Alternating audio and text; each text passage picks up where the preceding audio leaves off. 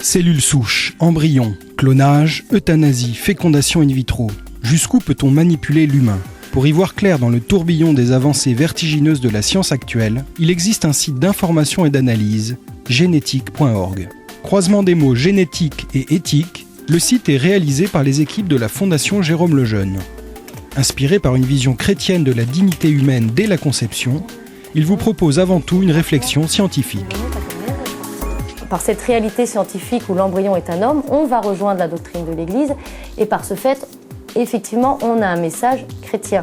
Mais c'est avant tout un message de scientifique, c'est avant tout une réflexion scientifique sur la vie. C'est vraiment un site d'information en bioéthique. Ensuite, chacun va pouvoir en retirer ce qu'il en cherche.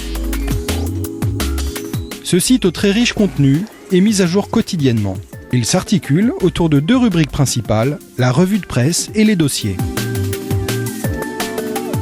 La revue de presse propose une synthèse quotidienne des articles parus sur les sujets concernant la bioéthique.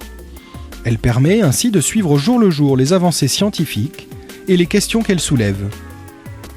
Ça peut être simplement un peu anecdotique, comme une femme italienne qui a mis au monde un enfant à 65 ans, comme des réflexions de philosophes, des choses plus profondes. Tous ces articles sont répertoriés, sont synthétisés dans Génétique.